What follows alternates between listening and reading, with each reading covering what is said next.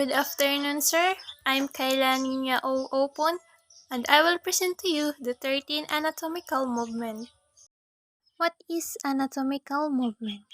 Anatomical movement are used to describe the action of muscles upon the skeleton. Muscles contract to produce movement at joints, and the subsequent movement can be precisely described using this terminology. These are the 13 anatomical movements. Let us start with abduction. This is the movement of the limbs or the body parts that pulls away from the midline of the body.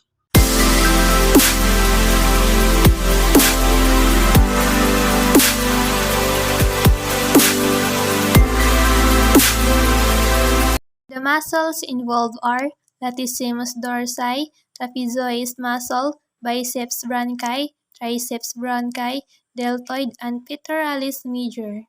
The bones involved are clavicle, scapula, and humerus.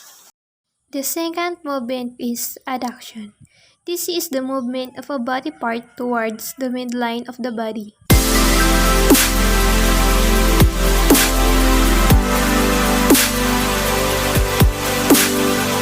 The muscles and bones that are involved in adduction is just the same with abduction.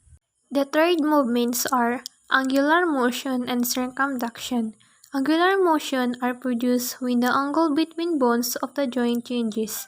They include flexion, extension, abduction, adduction, and circumduction. Circumduction is the movement of the limb in a circular motion as in swinging an arm around.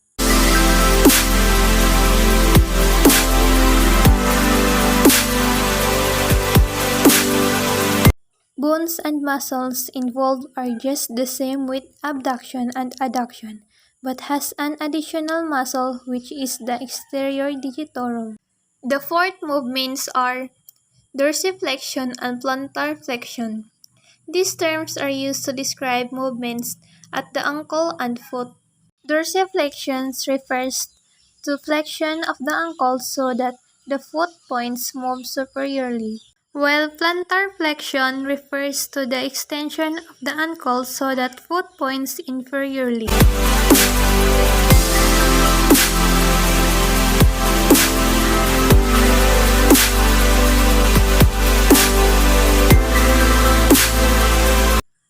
Muscles involved are Achilles tendon, gastrocnemius, peroneus longus, tibialis posterior, extensor digitorum, and sartorius. Bones involved are patella, tibia, fibula, tarsus, calcaneus, metatarsal, and phalanges. The fifth movements are elevation and depression. These are the movements when a structure moves in a superior of inferior direction.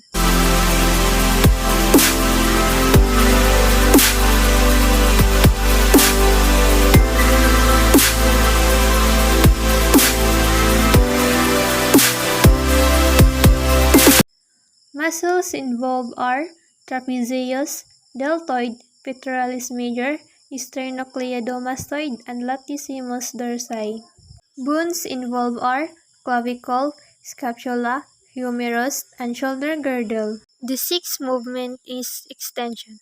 Extension refers to the movement that increases the angle between two body parts. The seventh movement is flexion. This movement is the exact opposite of extension. This refers to a movement that decreases the angle between two body parts.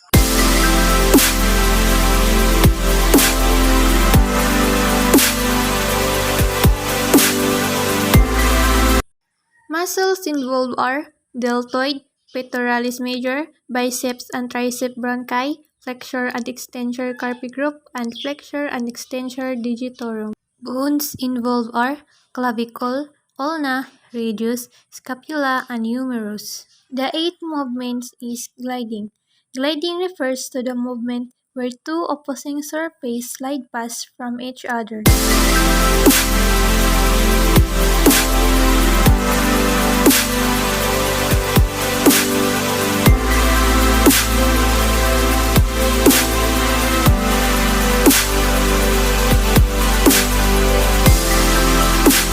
These are the muscles involved in gliding.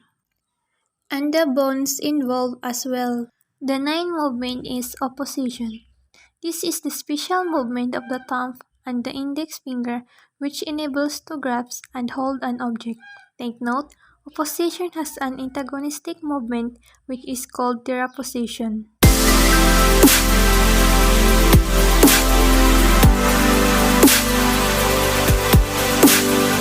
Muscles involved are flexor carpi group, extensor digitorum, and extensor carpi group. Bones involved are carpal, metatarsals, and phalanges. The 10 movements are pronation and supination, refers to the rotation of the end of the reduced and across the anterior surface of the ulna.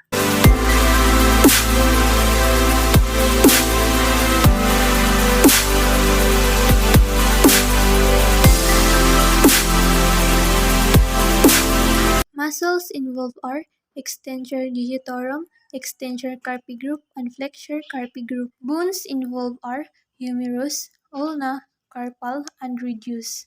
The 11 movements are protraction, is moving part of the body interiorly in the horizontal plane, as in jutting the face forward to gain a distance. The 12th movement is retraction, which is the reverse movement of protraction, as in pulling the jaw back toward the spine.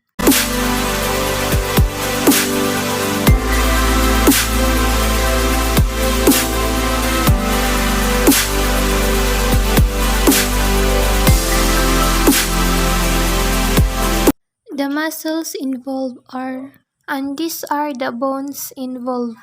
And lastly, the 13th movement, rotation, which involves turning the body or limb around the longitudinal axis, as in rotating the arm to throw in a light bulb.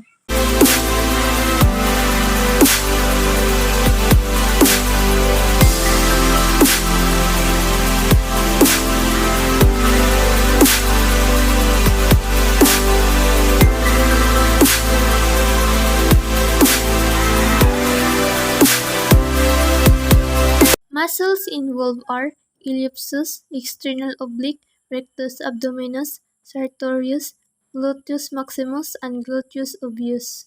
Bones involved are lumbar vertebrae, ilium, pubis, sacrum, and axium. So those are the 13 different and anatomical movements.